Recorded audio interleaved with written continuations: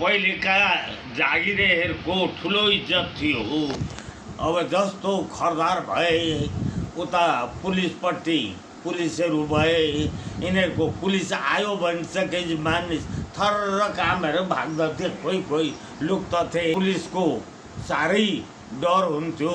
त्यस्तै यता निजामतीपट्टि पनि खरदारहरूको ठुलो इज्जत हुन्थ्यो। खरदारले गरेको काम जायज गर्छन् भन्ने विश्वास थियो जनमानसमा। अहिलेका कर्मचारीको त्यति साह्रो इज्जत छैन, किनभने अब पैसा त बढो।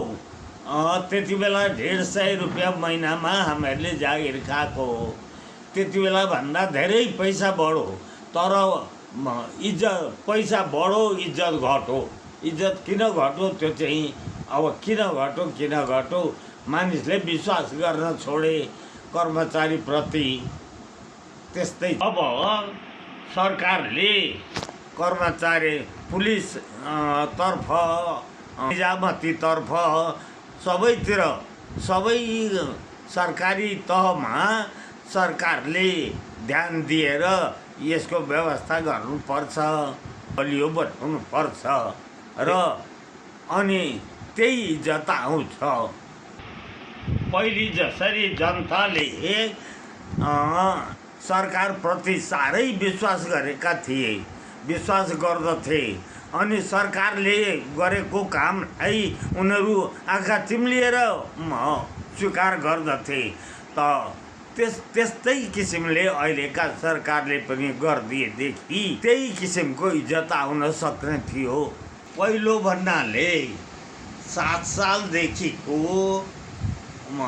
भन्दा पनि केही पहिलेदेखि नै त्यसभन्दा 40 सालसम्मको 40-50 सालसम्मकोलाई पहिलो भनिन्छ। अहिलेको भन्नाले बहुदल लागिसकेपछि त्यस किसिमको आचरण देखिँदैन, यसलाई पछिल्लो भनिन्छ।